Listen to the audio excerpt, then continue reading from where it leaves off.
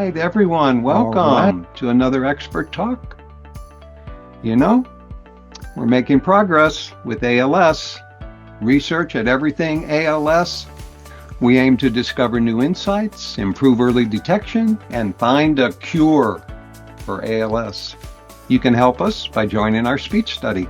The speech study will help improve the diagnosis and prognosis of ALS.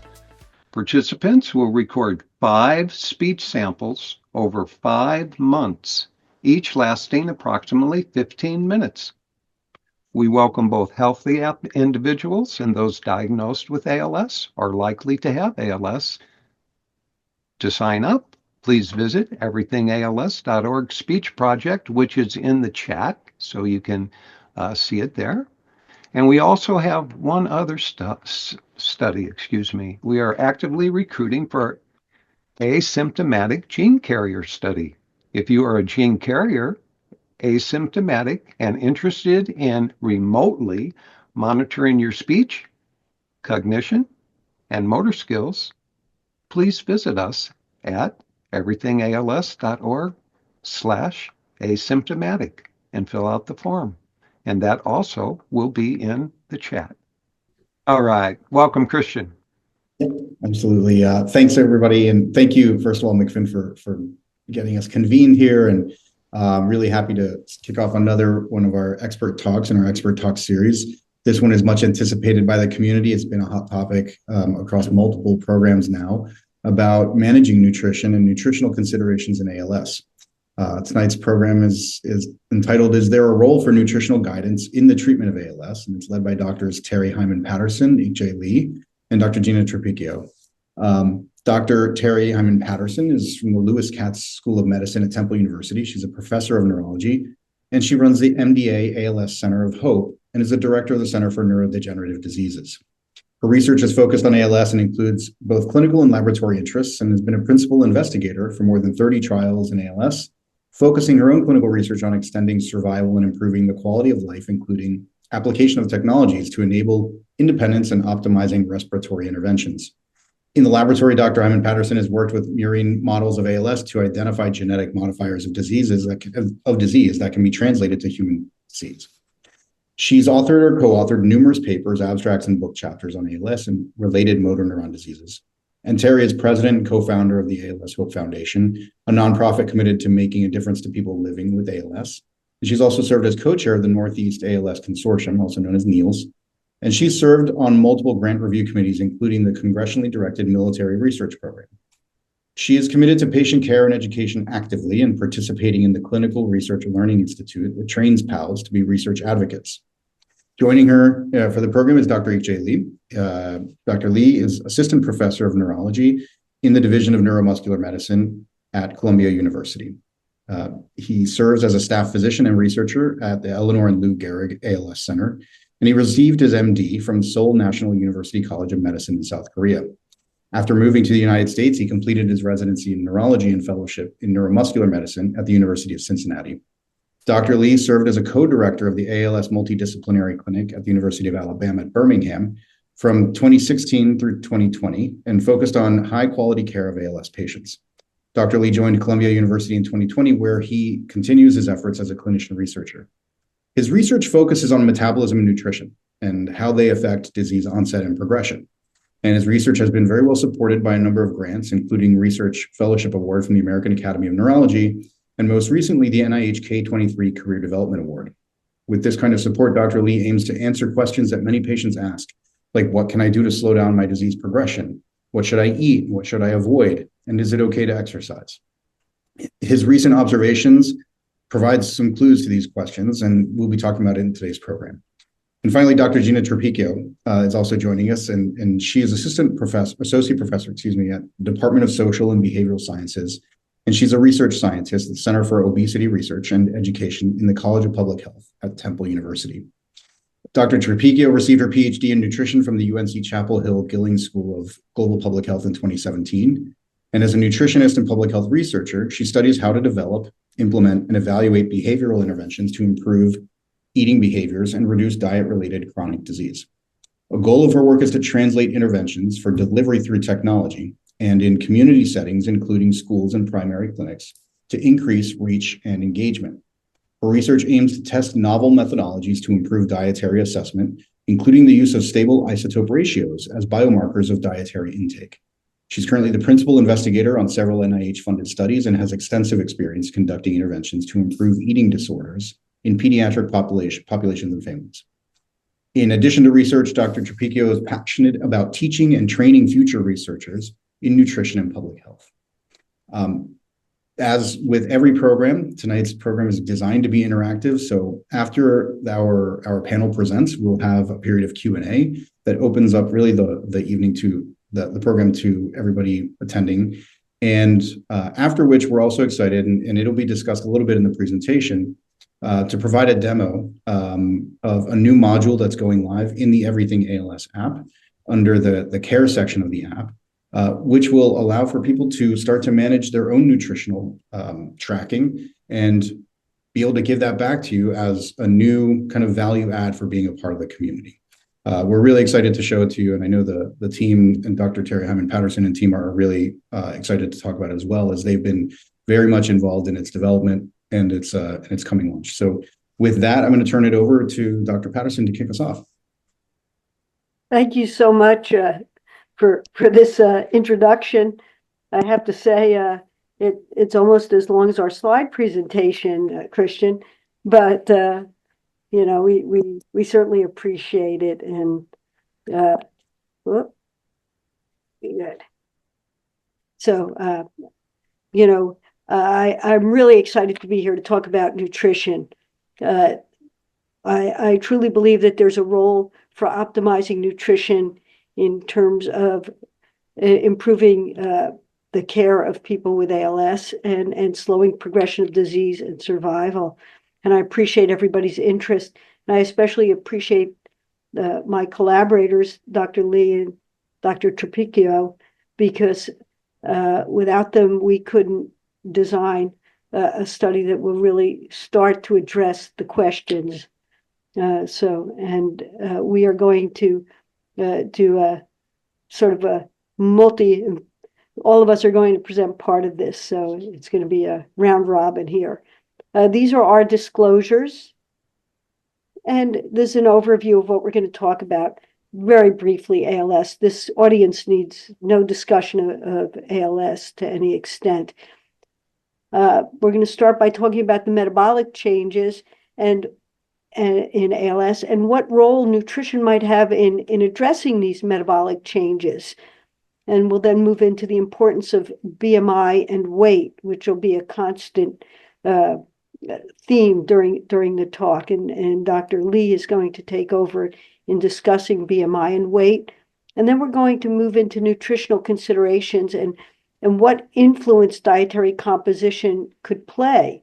This will include a discussion of macronutrients by Dr. Lee. And then Dr. Tripicchio is going to talk about some of the specialized diets that there are that are really focused on reducing neuroinflammation and oxidative stress, which of course are two of the mechanisms that have been implicated in ALS. And then I'm going to round out the discussion in talking about what's next. And so this audience all understands that ALS is a progressive neurodegenerative disease that affects the motor neurons, and it leads to muscle weakness and atrophy, speech and swallowing difficulties, which become important in maintaining nutrition, and eventually respiratory failure. And while we say that average lifespan is 2 to 5 years, we all know that 20% of people live longer than 5 years. And of course, Stephen Hawking is one example of that.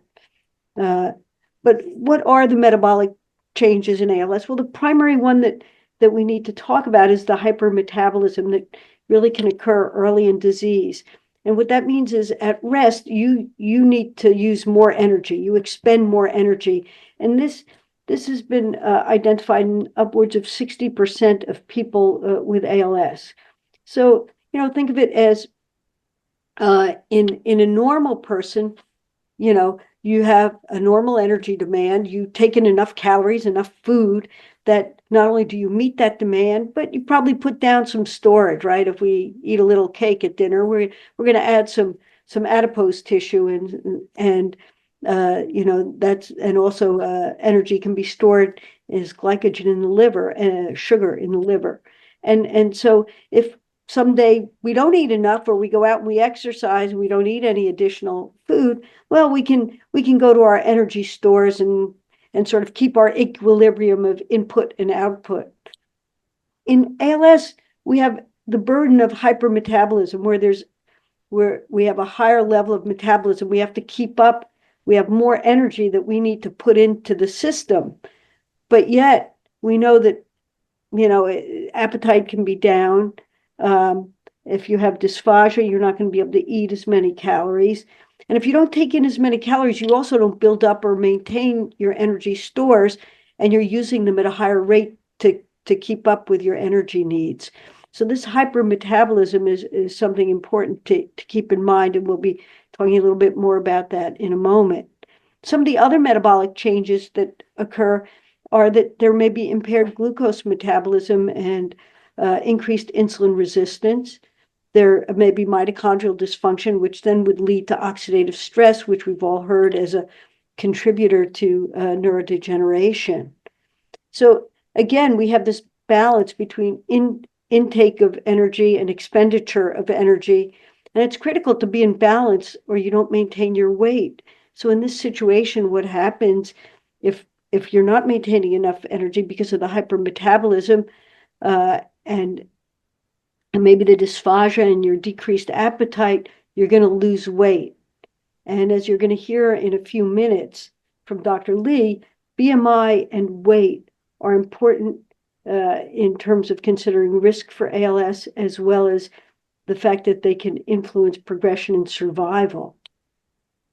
So when you think about it, there's a lot of ways we might improve the metabolic situation in ALS, but probably the lowest hanging fruit is dietary intervention, is nutrition. And so, what do we do? What are we doing now? Well, many of you know the standard of care. When you go to clinic, people tell you to eat as much as you want, eat high fat, high calorie, changing consistency so you can eat more if you have some dysphagia, and if calorie packing, and if you lose weight, we discuss a feeding tube and to maintain that weight, because we know the importance of BMI and weight to progression of disease and survival. And in addition, with this metabolic disequilibrium, you need to provide more fuel to maintain your energy equilibrium, input and output. So the question really becomes, are there ways that we can develop better nutritional strategies that slow disease progression? And if so, what type of diet should we recommend? Should it relate to macronutrients? These are protein, fat, and carbohydrate. And Dr. Lee will talk a little more about that. Or maybe it's a specific diet, like the Mediterranean diet, paleo diet, which are high in polyunsaturated fats that will target neuroinflammation and oxidative stress. Dr. Tripicchio is going to talk about that. And we're also going to discuss what is the evidence for dietary composition to affect illness.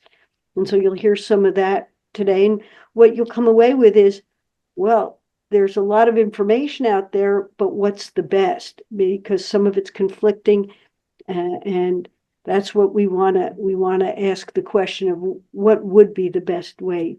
Maybe it's going to be different for different folks. So we're going to move into Dr. Lee discussing what the evidence is for BMI and weight as determinants of risk and survival. Thank you, Terry. That's a great foundation. And I'm really excited to be here and share what we learned recently with you, and have you all understand better on the BMI, nutrition, and what's the most beneficial for our ALS patients. So let me start with the BMI and weight. From extensive research, we know that weight loss and lower BMI is a risk factor for ALS, and also it is a prognostic factor for faster disease progression. In some of the well-designed study, we also know that weight change is a very, very early phenomenon. It happens sometimes years or even a decade before your actual symptom onset of weakness. And that suggests that this weight change and the change of BMI is not necessarily just a consequence of the disease, but potentially having a causal effect and affecting the disease progression in ALS. Next slide, please. From clinical observation, many studies repeatedly demonstrated that if you have ALS and you lose your weight during the course of the disease, you typically have faster progression compared to those who have stable weight or gain of weight. So if you look at this graph, it's a typical survival graph. You start with everyone surviving at the beginning of the measurement. As time goes, people die. And in the purple graph, you see that the slope is very steep. People are dying faster compared to blue graph, which is a slower slope. And as you can imagine, the purple graph represents people who lost their BMI, and purple graph, people who had gained their weight and gained BMI. Now, when I analyzed these results, I was thinking, if the ALS is causing you to lose muscle mass because of muscle atrophy, isn't this obvious? People who lose weight might be losing their muscles, and that's why they're progressing faster. I thought we really needed to understand, like, if they lose weight, what are they losing? Are they losing muscle? Are they losing fat? Or both? And that's why I did the next study. Next slide, please. This is a study that we did at UAB. We measured the body composition, the muscle mass, the fat mass, and the bone mass by using the DEXA scan. And we followed our ALS patient longitudinally. You can see that on the DEXA scan, one started with a larger body and then gradually lost the body mass, obviously. And we analyzed the data and tried to see whether the body muscle mass or the fat mass change correlated with the disease progression. And to my surprise, what we found was actually people who lost fat mass actually progressed much faster. There was a good correlation between the fat mass loss and functional decline. So muscle mass loss is happening universally among all patients, but fat mass had different direction. Those who had stable and slow course of the disease actually gained fat, so kind of compensating their muscle mass loss. But those who had fast progression lost both muscle and fat. So that translates into rapid loss of weight and rapid loss of BMI. Next slide, please. This is another study. The researchers looked at the visceral fat. And now, what does the visceral fat have any positive effect in any disorders, right? But in this study, the researchers shown that if you have more visceral fat in your abdomen, that's illustrated in figure B with a lot of green in there, compared to figure A, there's not a lot of fat, there's not a lot of green. Patients like B with a lot of visceral fat had much slower progression and longer survival compared to patients with without visceral fat, who had a rapid progression and shorter survival. Next page.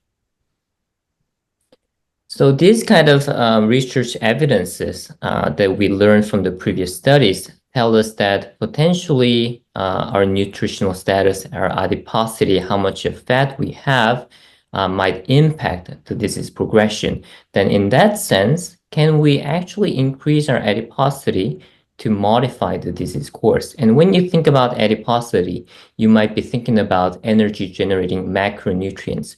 So macronutrients are what we commonly know as carbohydrates, fat, and protein.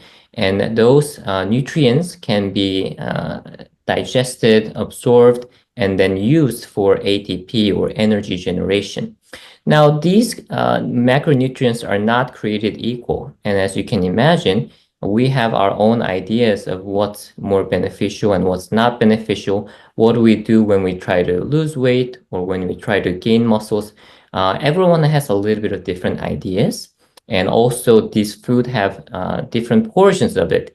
One food doesn't have exclusively carbohydrates or exclusively fat. So we have to be mindful that when we eat food, we are kind of eating a combination of this. Next slide, please. Now, what do we know about actual dietary intervention and changing the course of the disease? This is best addressed by doing something we call a clinical trial.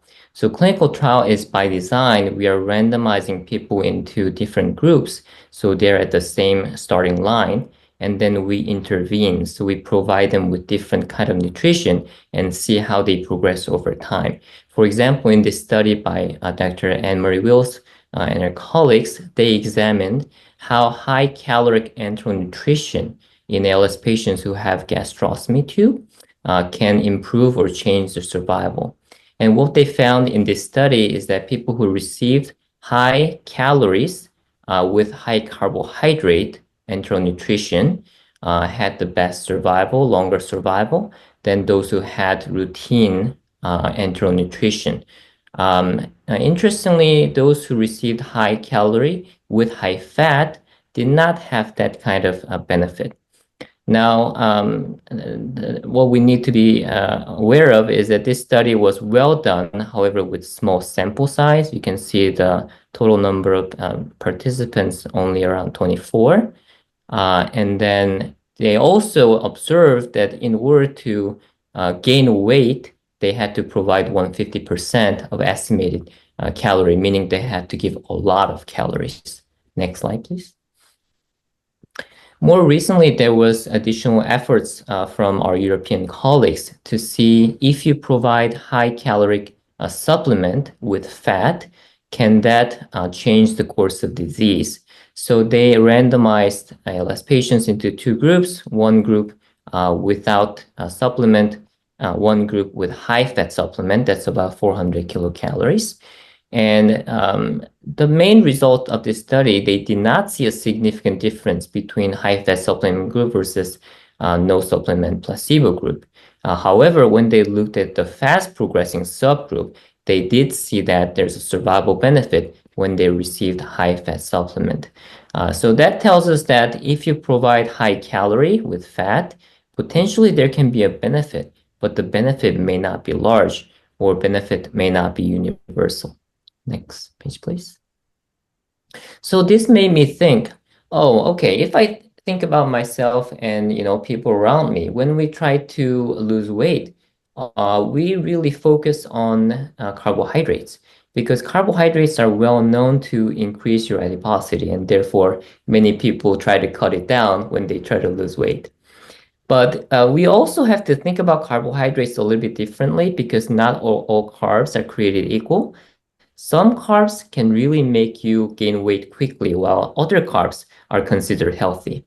So there's where the glycemic index and glycemic load concepts come in. Some of you might have already heard about it. This is a popular term in nutrition.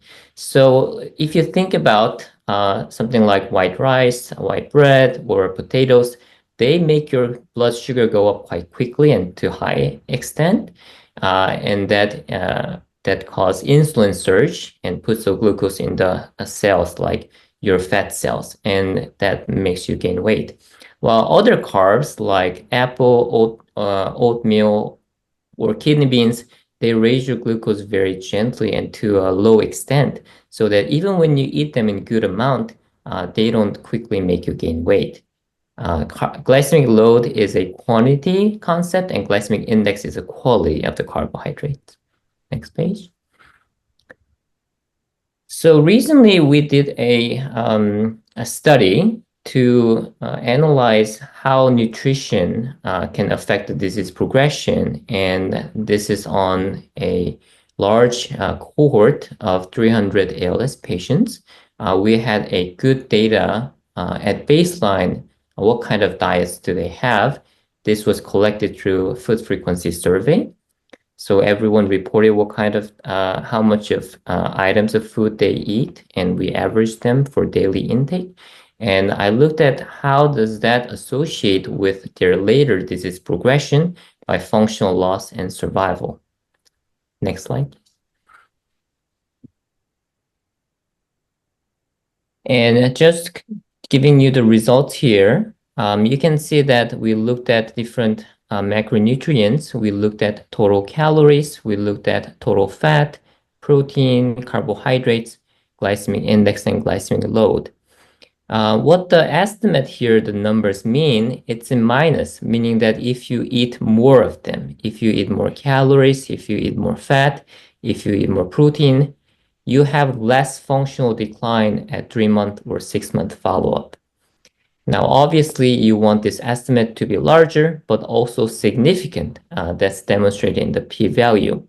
And every macronutrients were in the same direction. So if you eat more, you have less functional decline, except for fiber. Fiber is a little bit in the different direction. However, if you look at the p-value, only the significant association is with glycemic index and glycemic load. If you have higher glycemic index diet, meaning that your diet consists more of white bread, potatoes, white rice, that gives you rise of glucose, you have less functional decline. And that was consistent with the glycemic load. So the quality and quantity both mattered. Next slide, please. And we looked at people who take riluzole and people who don't take riluzole separately. As you know, riluzole is a commonly prescribed ALS medicine. About 60–70% of the ALS patients take it. What we learned is that if you are on riluzole, if you are taking riluzole, the link between the glycemic index, your diet, and your disease progression was stronger. And if you take a high glycemic index diet, also taking riluzole, your functional decline was much slower compared to those who take riluzole and eat a low glycemic index diet. And the gap was quite large. And this effect size is even larger than other medications like riluzole or radicava, which they demonstrated in the trials. Next slide, please. Kind of give you a more straightforward picture here. French fries, we all eat French fries. Now, some of the patients took French fries frequently, some of them infrequently, some of them rarely. People who took French fries 2 or more times per week, they had about, in average, 2 points decline of ALS-FRS. ALS-FRS is a functional rating scale that goes from 0 to 48. And 48 is a normal function, 0 is no function. And people typically lose about 3 points in 3 months, so 1 point per month. So losing 2 points here, eating French fries frequently, compared to losing 4 points among those who ate French fries rarely. And I think that's a big difference, almost twice faster progression. And this is observed in other carbohydrates. Next slide, please. Such as spaghetti, next slide, or mac and cheese. So it's really the glycemic index, not necessarily specific carbohydrates. Next slide, please. We also looked at the survival and see if the glycemic index affects your survival. And we did see consistently that if you eat most healthy diet, I'll say, because we typically think a healthy diet has less carbs and carbs that doesn't raise your glucose higher. Those who had the lowest glycemic index diet had shortest survival. And the difference between the first quartile, the lowest glycemic index quartile, and the other quartiles were close to 40 or over 12 months, which is more than a year. And when we adjusted this with other prognostic factors, considering your age, your sex, your disease onset, whether it was spinal or bulbar, your baseline functions, the results were still quite significant after dose adjustment. Next slide, please. So in summary, this study that we recently published, we observed that high dietary glycemic index is actually associated with slower functional decline and longer survival, and the effect size was quite significant. That I think it's very important to actually confirm this finding potentially in interventional study. Now, the limitation of our study is that this was observational, and sometimes observational study would have bias that we cannot even think of. There can be confounding factors. and it may not be proving the causal association. So I think in the future, we might need an interventional study to confirm the results. Another limitation that's important, we collected the data by looking at their dietary report. So it's looking at the dietary habits, not necessarily actually looking at what they're eating. So I think this is relevant with the EverythingALS app, that we might do a better study by collecting what you're eating directly from you, rather than just asking you how frequently you eat apple, how frequently you eat mac and cheese. So with this, I'll hand it over to Gina. Thanks so much, Dr. Lee. This was great. All right, so we have kind of talked about weight, we've talked about GI and glycemic load, and now I'm just going to review a few more diets that have received some attention as it relates to studying the impacts on ALS. So I'm going to review, and some of these have popped up in the question box, so this is great, the Mediterranean diet, vegan dietary profiles, and then ketogenic, Paleolithic, and carnivore, which are all sort of adjacent and somewhat related. But in general, as Dr. Heiman-Patterson kind of mentioned in the beginning, a lot of these diets are hypothesized to kind of have impacts on ALS due to the fact that they contain anti-inflammatory and or antioxidant foods. And there's still a lot of work that needs to be done, which again, we will kind of continue to talk about, because to date, there is a lot of conflicting sort of evidence as it relates to individualized diet types on ALS, and some many factors that might be playing a role here, like genetics, environment, other lifestyle aspects. Folks are also mentioning, concurrent chronic diseases that they're trying to manage in addition to ALS. So all these factors are going to play a role in trying to figure out which dietary pattern might be the best fit for folks. But again, we'll talk about that a little bit more at the end. For now, let's review the current evidence as it stands. So again, a lot of this evidence was synthesized in some recent reviews. The first one that we'll talk about is the Mediterranean diet. The Mediterranean diet is kind of considered more to be like a lifestyle dietary pattern. It's characterized by a high intake of things like olive oils, high quality oils, fruits, vegetables, whole grains, legumes, nuts, and seeds. And again, the key drivers of some of the health benefits of this diet is the fact that it's rich in antioxidants, fiber, those polyunsaturated fatty acids, namely those omega-3s. It also includes small amounts of most other food groups, which again makes it pretty appealing for people, and also makes it easier to achieve balance. But people also consume dairy products like cheeses and yogurts, fish and lean meats in low to moderate amounts, and then also small portions of eggs, red meat, and red wine.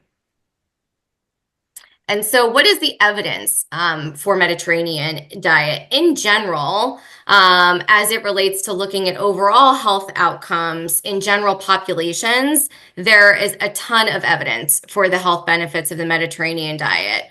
It's associated with improved cognitive function, reduced inflammation, lower mortality across a number of neurodegenerative diseases. And as I mentioned, it does have the largest body of evidence. There's also some compelling studies that focus specifically on ALS. One was in mice, and it looked just at olive oil supplementation, but it did result in delayed onset of ALS. And reduction in pathologic changes.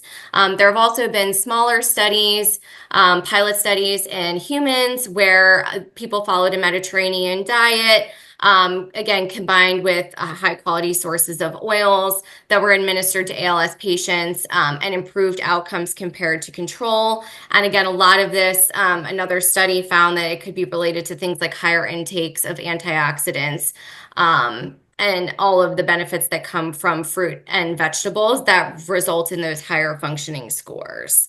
And then I think we have one more slide on the evidence, because again, there's a lot of evidence here. But again, one of the hypothesized key drivers of the Mediterranean diet is omega-3 fatty acids, right? Those polyunsaturated fatty acids that have neuroprotective effects. And the saturated fats that are also present in the Mediterranean diet in those smaller amounts are what are hypothesized to help maintain that energy balance, because again, they're contributing the excess energy. Again, a few studies here, longitudinal, involving over 1 million participants that looked at dietary intakes and risk of developing ALS, and found that higher intake of those omega PUFAs, we'll call it that for short, were associated with reduced risk of ALS. And that foods rich in those omega-3 PUFAs may have a protective effect against ALS onset and progression. Another type of study design, we could talk about the strengths and weaknesses of interpreting all of these, but again, using a case control in about 132 patients with ALS compared to healthy controls, found that again, those PUFAs in combination with vitamin E were associated with a reduced risk of developing ALS, which speaks to synergy potentially in some of these diets between some of these food group components and other vitamins and minerals. And so that could potentially be important here. And I think, okay, so Terry and Ikjae, also please feel free to jump in if I'm missing anything as we're synthesizing some of these major diets here. But for the sake of time, we'll move on to vegan, right? So a vegan diet is going to be a plant-based dietary pattern that includes fruits, vegetables, whole grains, nuts, seeds, and legumes. And again, we might be seeing a pattern here, right? With some of them, again, those high antioxidant, high PUFA foods, again, that are hypothesized to mitigate that neuroinflammation. Studies here, again, in both general populations and in ALS have kind of showed that there is some associations with reductions in inflammation, though it is important to note that other studies have shown that there might not always be significant differences in inflammatory markers. So again, I think this speaks to the need for more robust evidence as we're looking at some of these things, because while there are studies that show some of these changes, there are also studies that do not show those changes. But there was another study in folks with ALS that kind of showed that higher fruit and vegetable consumption was again associated with improved ALS functioning scores, which shows promise. And then the keto diet, again, which is similar to the Paleolithic diet and the carnivore diet that we'll talk about next, is a diet that's high in fat, right? Adequate amounts of protein and very low in carbs. And the rationale for a ketogenic diet is that it basically aims to shift the body into the metabolic state of ketosis, right? So ketones can be used by all the vital organs, including the brain, right, to keep you alive. It switches the primary source from glucose to ketones. And the typical macronutrient breakdown of this diet is about 60% energy from fat, about 30 to 35% from proteins, and again, those very, very low amounts of carbohydrates. And the ketogenic diet has been has demonstrated efficacy across a number of neurological disorders and conditions as a main therapy, including Alzheimer's, Parkinson's, and in ALS-specific populations, it's hypothesized again that the ketones might affect that mitochondrial dysfunction that Terry talked about at the beginning and offer some level of neuroprotection. And there have been mice studies that have kind of demonstrated the decreased pro-inflammatory molecule expression with the ketone diets, and again, kind of offering that level of neuroprotection. And then the Paleolithic diet is the next one. And again, the idea here is somewhat similar to the ketogenic diet in that the macronutrient composition of the diet does change. But in paleo, the basis here is that it's supposed to be foods that people ate during the Paleolithic era, right? So instead, this diet kind of focuses more on all the things that, not eating all the things that didn't used to exist, right? So ultra processed foods, things that are, super refined, alcohols, dairies, grains, right? And instead focuses again on meats, seafood, plants, including nuts and seeds. And in ALS, and in other neurological diseases, the evidence for the paleo diet is mostly linked again to the amount of PUFAs.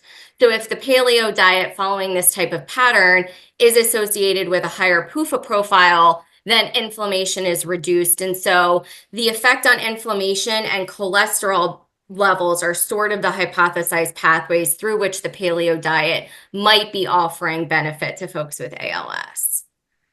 And then in our last diet, in the carnivore diet, this is one of the only ones that's sort of mixed. And I think it could potentially be due to the broad nature of the blanket recommendations, just saying consume animal products, right? And it pretty much eliminates most or all of those plant-based foods, which, as we've noted in the previous dietary patterns, could be particularly important for contributing antioxidant and anti-inflammatory components to the diet. So if you're just focusing on animal products, you could get to a more ketogenic profile, which could be neuroprotective. You could have those high amounts of saturated fat, which would provide the weight buffers that we've highlighted as being particularly important. But some studies have shown that there is mixed evidence with this diet, and not all of the evidence for this diet looking at ALS protective factors have been consistent. So some have been positive and some have not.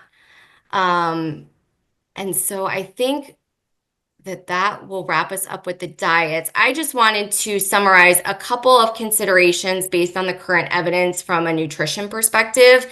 As Dr. Lee has mentioned, and what Terry will talk about a little bit more, is that right now outcomes do vary in the literature, and there really is a need for a lot more research to help us really understand which diet is going to be best, which factors influence how to determine which diet is the best. And it is possible, I actually saw this question asked by Linda, which I thought was just so poignant, is that there might be different factors at different phases that are important. So there might be different things that are important for prevention versus progression versus management versus survival. And right now, I don't know that we have enough evidence to help us figure that out.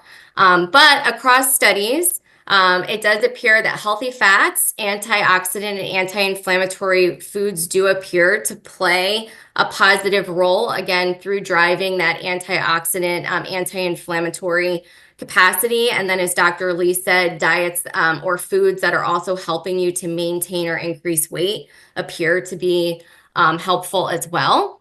But who they're helpful for might vary. In general, I think it's also important to keep in mind that adherence to any dietary pattern is challenging, right? So I presented this using the buckets of a dietary pattern, but there might be certain food groups or components that are beneficial because following an entire dietary pattern can really be challenging for people. That's why the Mediterranean diet tends to be the most popular, because it's not prescriptive, it's very flexible, and people have an easier time, quote unquote, following it than something that's more restrictive like keto. And that many factors like your personal preferences and all the things we talked about at the beginning can play a huge role. A lot of these things also don't talk about what's not included. So aside from the Paleolithic diet, which explicitly kind of avoids things like refined and highly processed foods, transhydrogenated fats, and refined and added sugars, these sorts of things that we tend to restrict in general populations haven't really been studied as it relates to their inflammatory properties. And so it's not clear what the recommended restrictions are on those. And as we mentioned with some of the factors like PUFAs and vitamin E, there might be some synergy between food groups and nutrients that may be particularly important in ALS management, progression, etc. And these things are challenging to study, but we're working on it. And it's really important, I think, for us to continue to collect data on this. And so with that, I think Terry will lead us into the next section that kind of talks about all the exciting future directions for this work. Thank you so much. So, what's next? I mean, you've heard that there's a lot of evidence, I think, that you've been presented that the dietary composition can influence disease progression and survival in ALS and even risk. But there's a lot of evidence in what's the right diet and it may be more than one and a combination. But what is important is to further explore the effects of nutrition with specific attention to the dietary composition, including the macronutrients, as well as the anti-inflammatory and antioxidant composition. And it's going to be challenging, as you can imagine. But how can we do this? And we're really excited to partner and collaborate with EverythingALS, because I think our research team with Dr. Tripicchio and Dr. Lee, we're really going to be able to start to design some studies that will help to answer some questions. But the nutrition module is really great. It's part of the ALS, EverythingALS application, and it can collect your dietary data in several different ways. You can take a photograph, you can tell it what you ate, you can photograph the label, or do the QR code from the label, and you can text it. And it will then calculate, as you can see in the picture of the app, the calories and the macronutrients. And we've also programmed it that we'll be able to look at the dietary inflammatory index as a reflection of how anti-inflammatory the diet is, and the glycemic index, because you've heard, I mean, I'm looking forward to eating all that mac and cheese, but you've heard that elevating the glycemic index may also be protective. This module also integrates an AI advisor, which will be able to, if you tell it, I'd like to eat higher carb foods, it can advise you.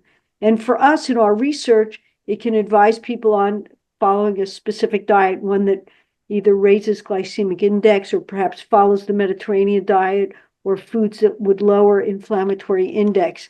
So this is going to be really helpful in our research. But right now, it's going to be something that will enable you to at least start to track your nutrition. So what are the steps that we're going to be taking? Well, the first step is deploying this module with EverythingALS to really look at the dietary composition, macronutrients, the DII, and the glycemic dietary inflammatory index, and the glycemic index of what people are eating. And we're going to ask questions like, hey, are people going to use this app? And will you continue to use the app? And we would like to see it used, for any research we do, we want it used at least twice during the week and once on the weekend. And then we can use this data combined with this wonderful EverythingALS app. Has all the other features. We can look at the ALS FRSR score, that functional rating score, that everybody on this call knows exactly what that is. And we can tie that to other data like gender, weight, height, duration of disease. And we'd be able to look at progression of disease correlated with the type of diet somebody's eating in a cross section, to give us a sense for, is there any information there to inform us on how to design an interventional trial? Because you've heard a lot of different diets, you've heard glycemic index, you've heard fats. What question are we going to ask first about diet? We need some guidance on how we're going to fashion a longitudinal study.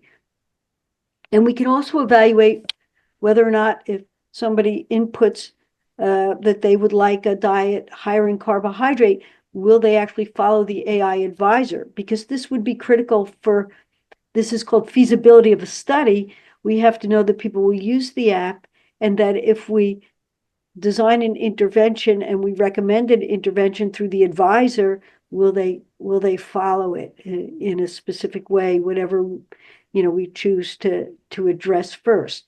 And this may be a multi-step process. And then we can get to the point, if it's feasible, to evaluate whether a change in diet can actually influence survival and the rate of progression. And so we're very excited to take the first steps in this regard. And I think in conclusion, you can see that nutrition really is a critical component of ALS management. We know that maintaining weight and BMI is really important. especially in terms of helping to maintain that metabolic equilibrium and energy utilization equilibrium. And there's evidence out there that diets can affect progression, and high glycemic index can affect progression. But more research is really needed to understand what's most important or what combination is most important, and then be able to develop tailored dietary interventions. The dietary module is going to help you understand what you're eating and what choices you're making, and help you make the choices that after this talk, or in your life, with your lifestyle, you want to make. And it will also help us as we design a study further to look at dietary interventions, and you can help us in this research by participating when we deploy our research project. For now, try that module, and after the Q&A, which is coming up, you'll be able to get a demonstration of it, and I hope everybody will use it. And I want to thank you for listening, and I hope that this was helpful for you. Thanks very much. Thank you so much to our presenters, all of you. And I know we have a lot of questions in the Q&A tonight. So we'll jump right into the Q&A, and then we'll have time for the product demo as well, which I think people are going to be very excited about as well.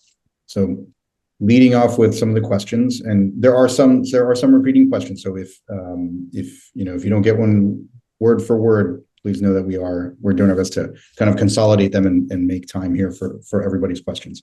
So first off, early on, there was a question that would a state of hypermetabolism have any protective effects on tissue preservation, particularly in the context of elevated blood glucose levels?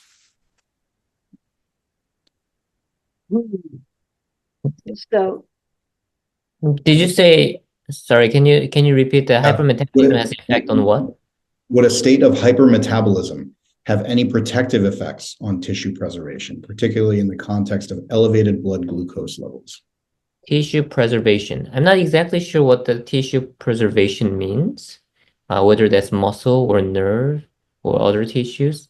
But hypermetabolism basically means that you are losing a lot of energy even without you exercising or being active.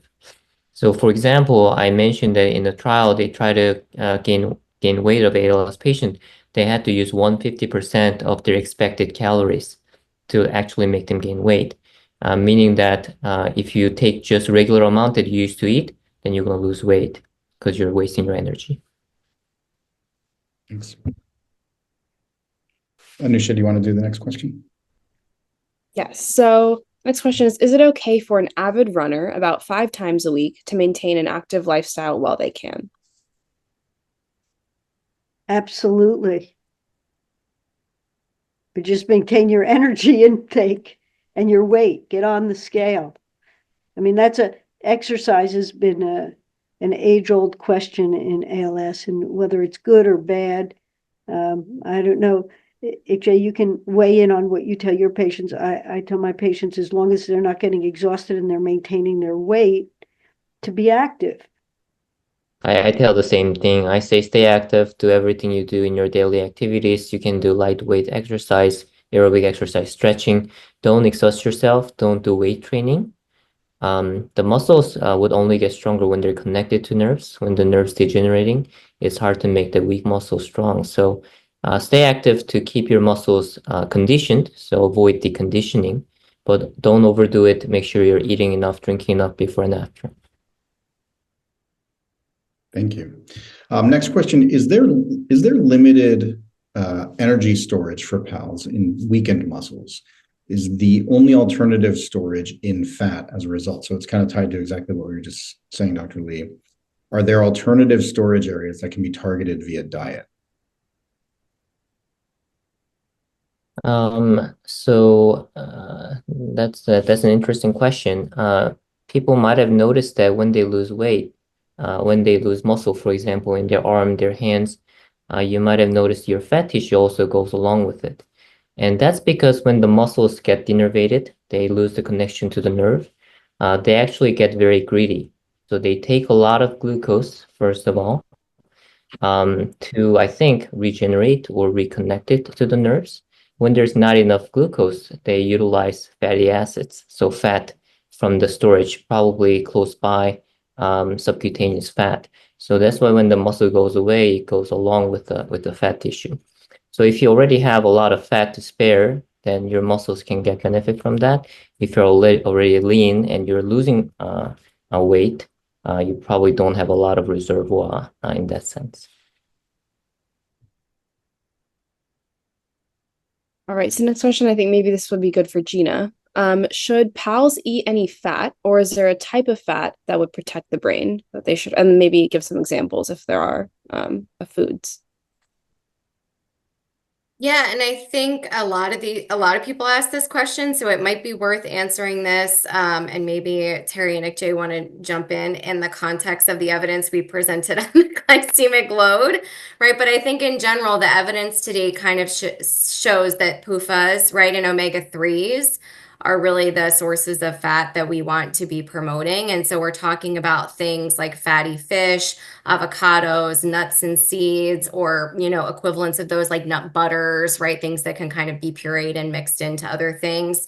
And so I would say that those are probably the primary sources of fat to prioritize, because you're getting the calories, but then you're also getting the antioxidant and anti-inflammatory capacity that comes with that.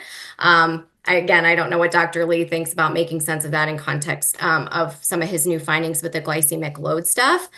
So Terry and Ikjae, I don't know if you want to add to that, but that would be my thought related to PUFAs and omegas as high quality sources of fat that would be important. I think that as you point out, the glycemic index data is also compelling, and the question is, is there a combination of the two, or how do you use that? And Ikjae, maybe you'd like to talk about where you want to go with the glycemic index, aside from the fact that we'd like to look at it with the diet module. Yeah, so still there's a lot of studies to be done. Metabolism is very complex. It's very intertwined. So our body is a very well-designed hybrid model. If you think about a car that can go on gasoline, maybe diesel, maybe electricity all at the same time, and it just interchanges between the modes as the available sources change. It's kind of like that. So it uses glucose, but also use fat, and also burn protein if there's no glucose or fat. So I think eating fat would have similar effect with glucose. It's just less effective because it doesn't directly stimulate insulin, which is a signal for your body to know that, oh, I'm in producing mode. I'm gonna store this kind of mode. But fat does have effect on insulin to some degree, and it also can be converted to glucose. Now, saturated, unsaturated fat, I think, has a little bit different role. Polyunsaturated fat, I think, has also important role in, for example, membrane, or as a signaling molecules, antioxidative effect. So there's a lot of literature building up that PUFA, polyunsaturated fatty acids, might have beneficial effect, and they might be different from just energy. So to my view, I think it's important to eat high calories, make sure you're eating some degree of high glycemic index carb. You can eat fat, you can eat protein, that's fine. If you want to supplement with polyunsaturated fatty acids, for example, as a supplement, I think that's also not a bad idea.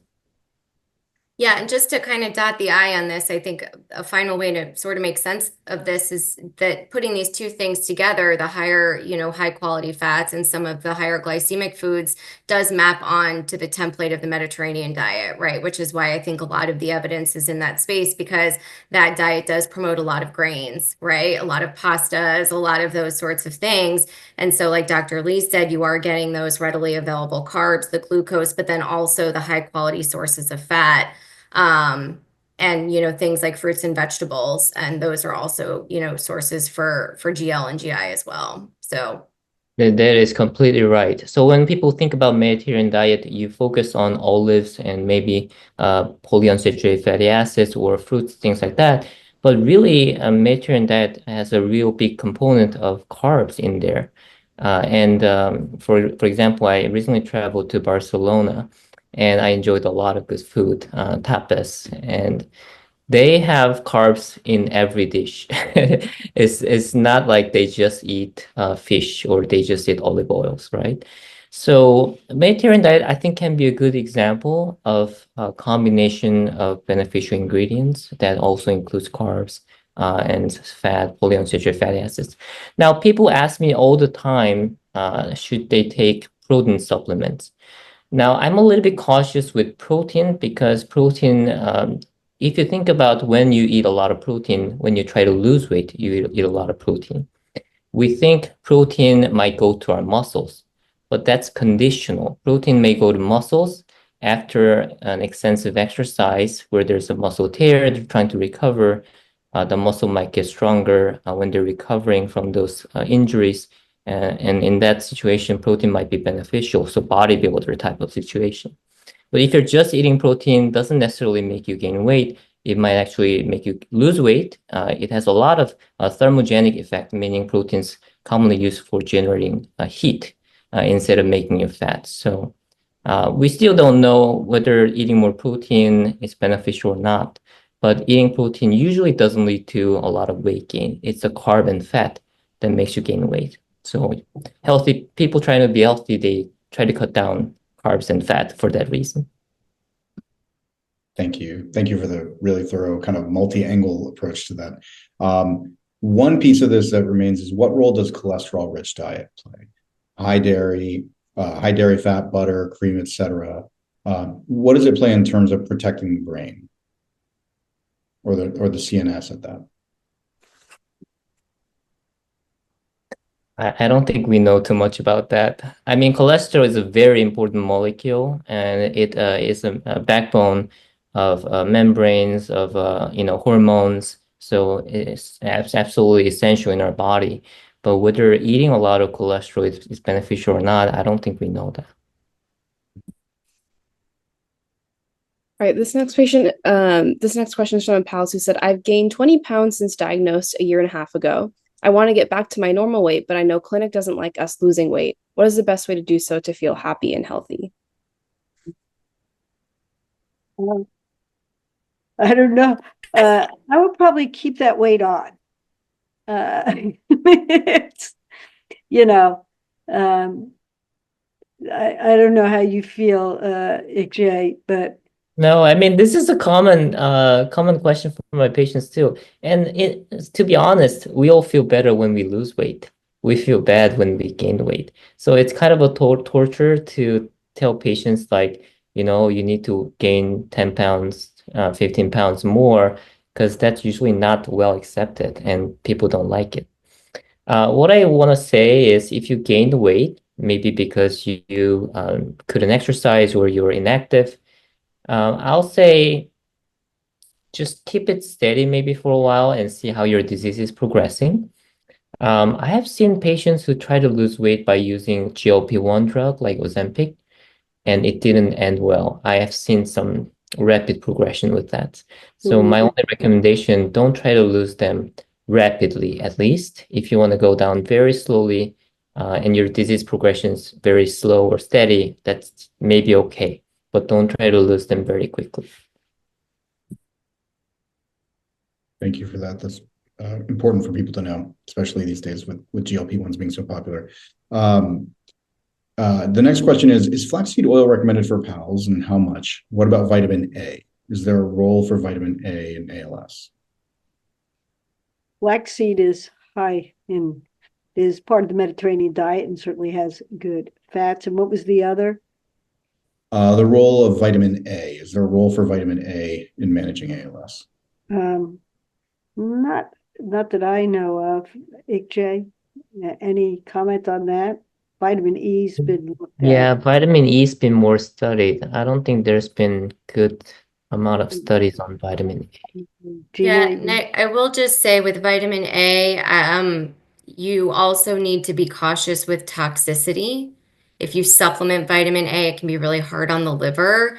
So in general, I think vitamins and minerals are good, but we always recommend getting them from food. And the same thing with flax. It would be much better to have ground flaxseed because that actually makes the flax readily available as opposed to whole seeds or the oils.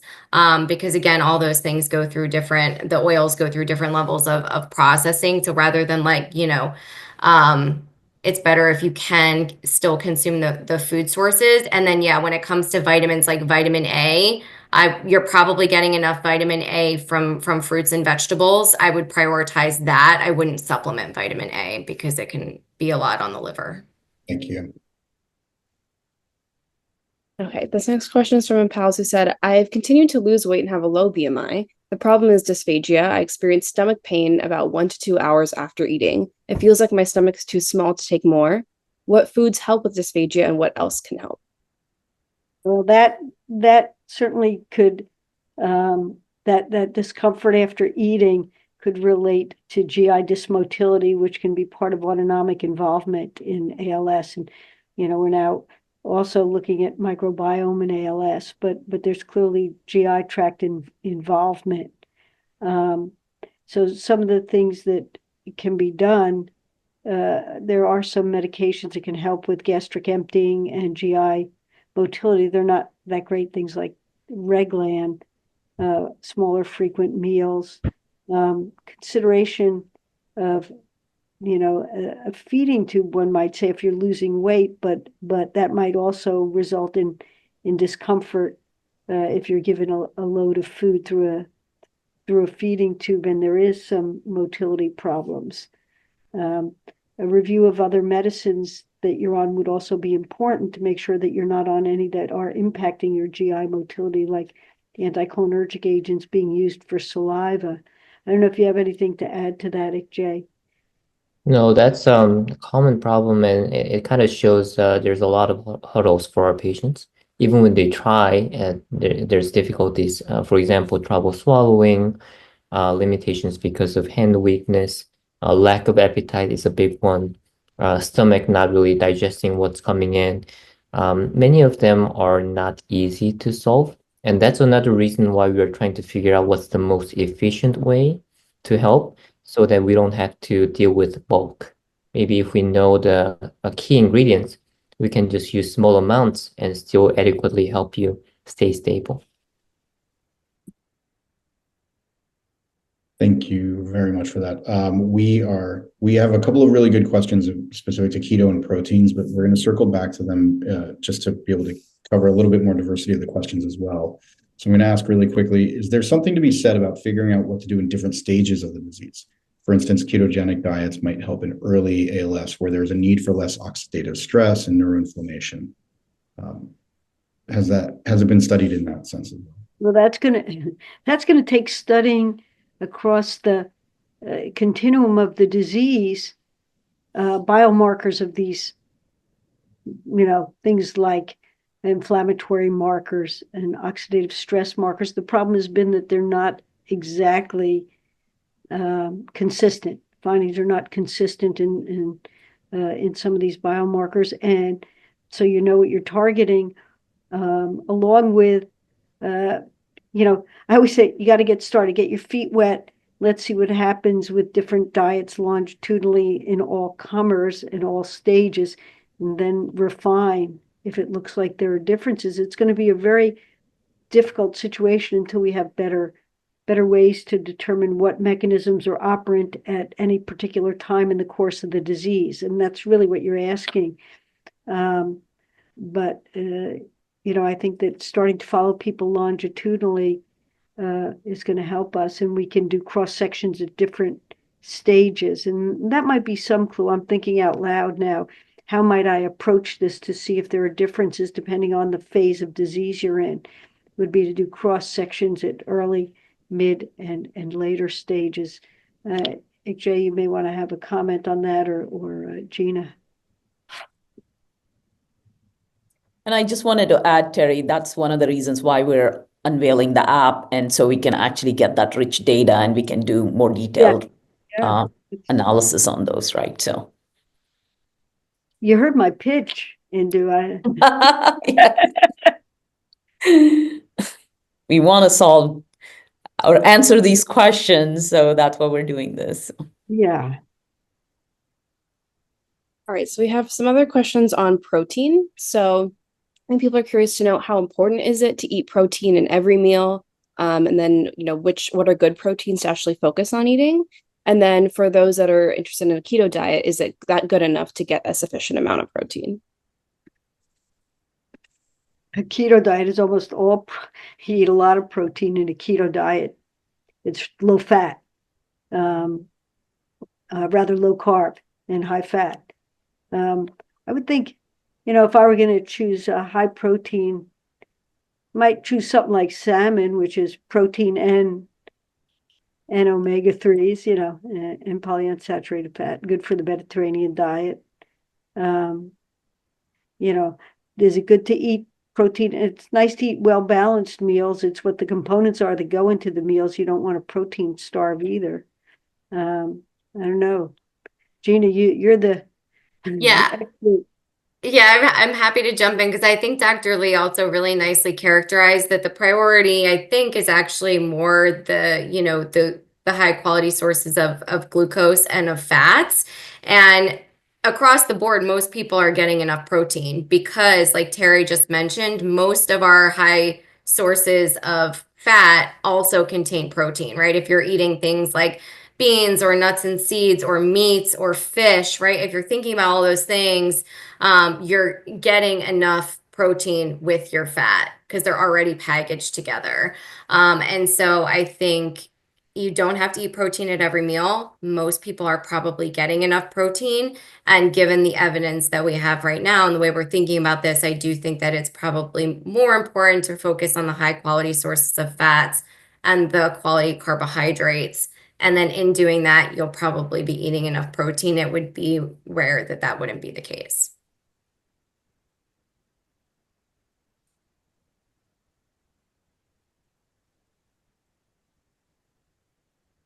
Sorry, I put myself on mute there for a second. All right, I'm going to combine a couple of questions, and we are going to actually wrap soon. We have a lot of questions.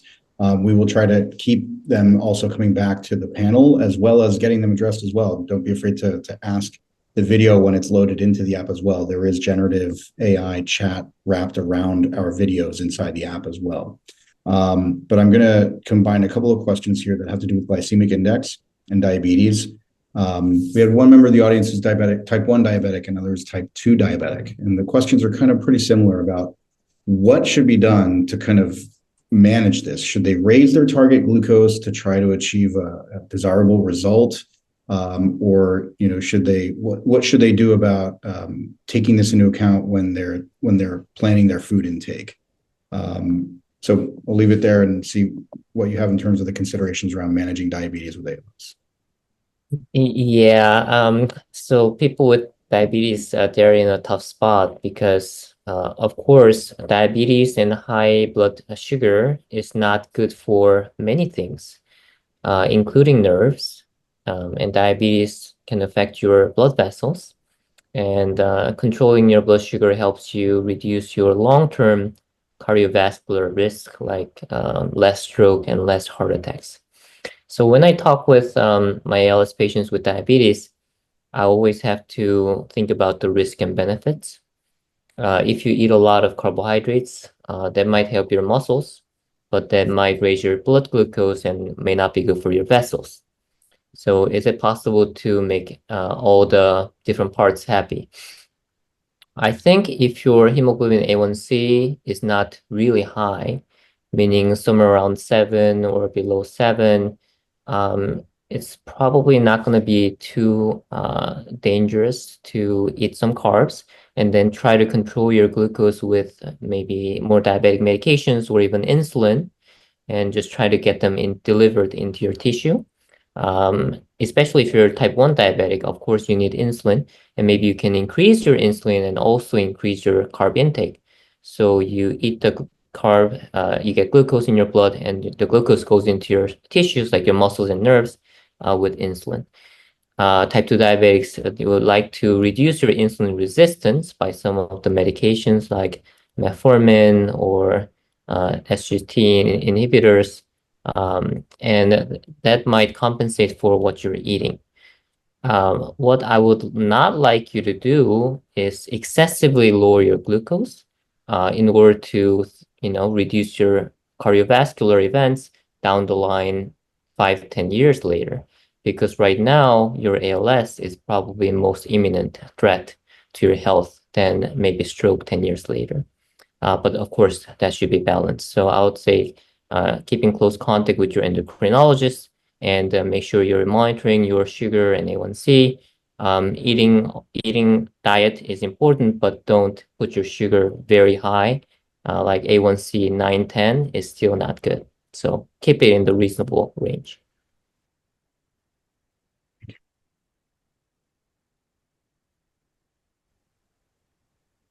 So at this point, we are going to pause for a minute to do the demo of the new module for the app. The team here have been amazing as collaborators for this. We're really excited for our team to come forward and actually start to show more of it. It is coming soon to the app marketplace, if I'm correct, Indu. Yeah. And so we'll this take weekend. it This weekend. Yeah, and if we have time after, we'll have more Q&A as well with the team if they're able to stay. And of course, we will continue to take all your questions and send them along to the team. And who knows, maybe we have a part 2, given the number of questions we've had. And thank you, Terry, for kind of advertising our app so well. As Terry said, that this app is going to be very organic. So we are going to launch it with like smaller number of features to help you monitor and track things. But then we will be adding much more features and AI nutrition advisor. But as also you understood, it's better the more data we have, the more personalized advice we can provide based on your preferences, information you logged in, as well as the tracking we've done. And I'm not super good in multitasking, so we recorded the video to make sure that I don't click the wrong buttons. And let me share it with you. So you all can see it, yes? So when you log in, it goes through the care log as we described, and a lot of more apps will be added in this place. So you will have to sign up the consent, but it will be only once. And we will keep adding additional apps to help and monitor and track your disease progression, as well as collect some additional data to talk to your physician and show some additional data. So after that, you will move to demographics. Again, this is important even for nutrition app, as like Terry mentioned as well, that we want to use like some of the information we collect here, as well as look a bit more into other diseases you might have, or like how it might correlate with the time from the first symptoms, how it might be linked, your nutrition might be linked to the stage of the disease. So that will help us to get all of this data.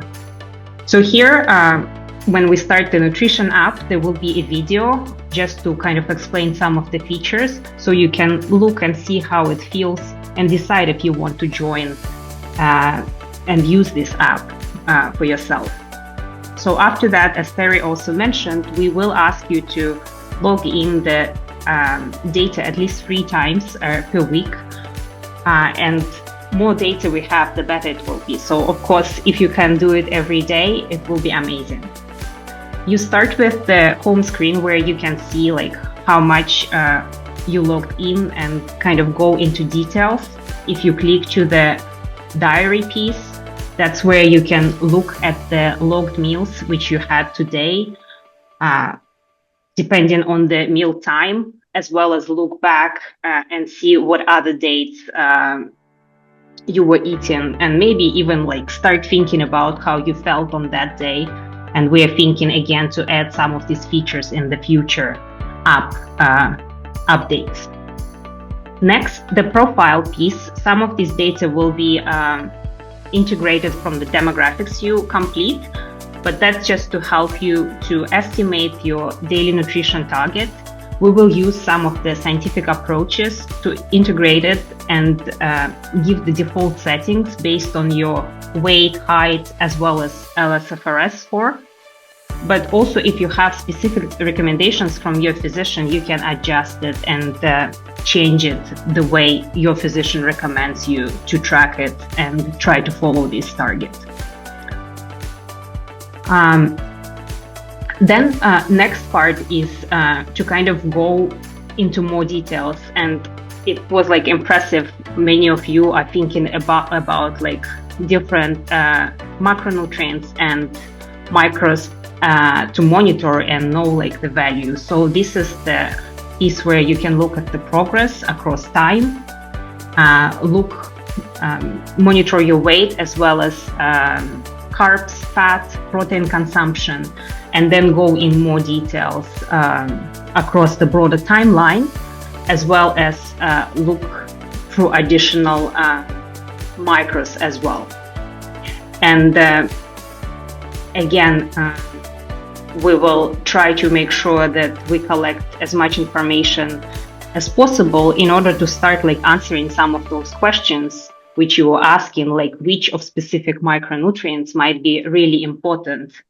And again, as we've seen, the variety of diseases the disease is so broad that it might not be applicable for everyone and has to be personalized. The next pieces, and that's why we're collaborating with our partner Spatio, is the ways you can log in the diet and the foods you intake, because it provides a ton of options. So this first one, as you can see, it's just by photograph, where you can take the picture of your plate, study what you have in there, and just log in the food which you had. You can choose and do it at the time or just after your dinner, and adjust the portions if you want to. But in general, our partners use very sophisticated algorithms which actually help to identify correct portions based on the volume and the photograph.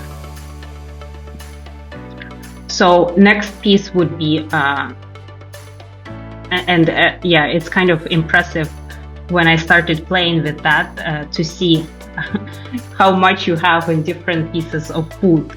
But again, I'm like, wasn't like monitoring it well, and it's impressive to see how easy it is if you have like right tools in your hands. And as you can see here, we had like some strawberries for lunch, and then we will go into looking into some other features. So you can have like voice logging as well.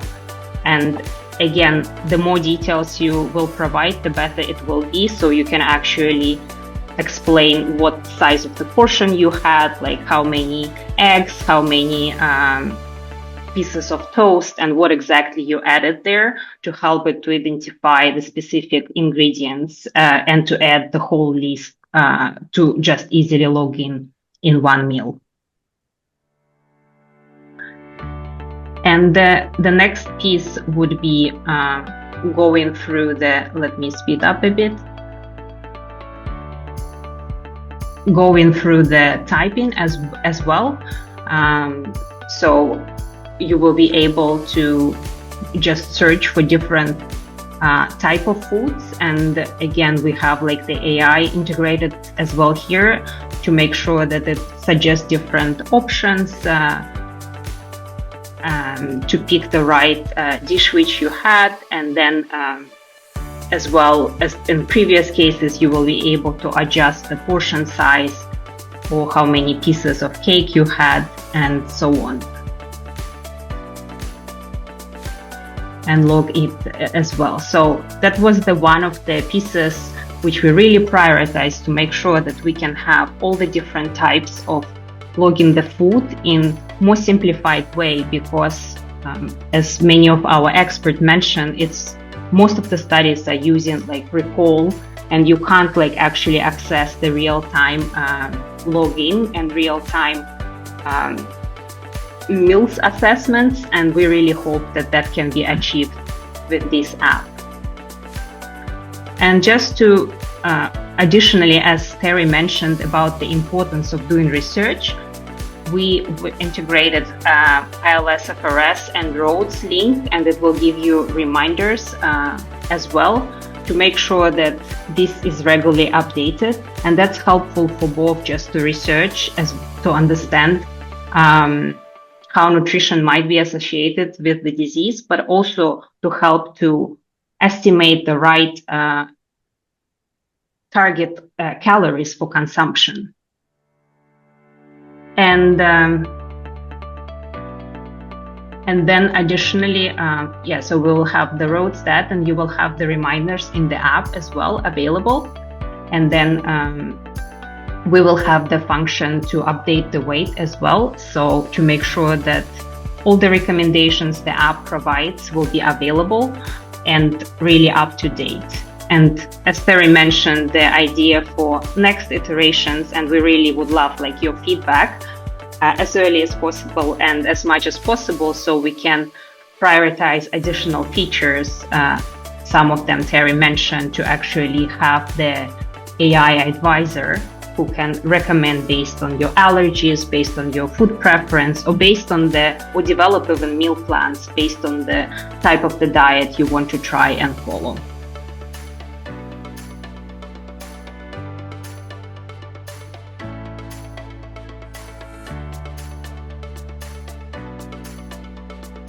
Thank you, Natalia.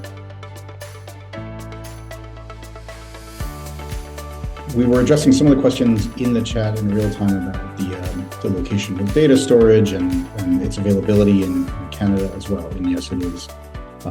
So if there are any other questions about the app, feel free to ask now. We are almost at time of the program. We did have a lot of questions still about from diet, very specific diet questions. So we will log those and share them with the presenters tonight. And we will do our best to kind of answer them either individually or group them for answers in our follow-up emails. And as I mentioned earlier, we do upload all of these programs into the app after the fact for you to be able to ask chat-based questions of each of the programs as well. So please, by all means, if you haven't downloaded the app, that's already available, as well as the very soon to come update that will have the diet tracking module as well. And I just wanted to, just emphasize that we've been working on this for over a year, and we have really thoroughly studied, how to bring something and use AI for something that's very, very useful and personalized for each one of us here who are going through this journey. So, and it's not being done in isolation. I wanted to thank Dr. Terry Heiman-Patterson, who works, around the clock with us, and also Dr. Lyle Ostro, who's here, who works really hard in bringing all this to all of you. So just download the app, start using it, and the more we get the data, more feedback from you, we can only get it better. The goal is to personalize it and make the AI work for us and give a lot more information. Some of the questions that you've had, how do I use for chewing or swallowing or for feeding tube? All that is to answer those personalized for your situation, so we can actually, learn more about the disease and hopefully slow it down, arrest the disease. So thank you. Indu, thanks. I was going to mention too, what you always say to us about it, citizen driven, is that a lot of the questions are here because of the lack of definitive study that's been done so far. And so this is the study. We are the people to do this together and unlock a lot of the answers to the questions we have about what's the best path forward for people. And it's going to be a very personal journey. So thank you for everybody here, for all of you who joined us tonight. And thank you to, again, Lyle and Dr. Lee as well. Gina, it's great to have you on the team now as well. And Dr. Heiman-Patterson, as always, thank you for being here. So thank you for having us. We really appreciate the opportunity and look forward to working with everybody. And thank you. Same here.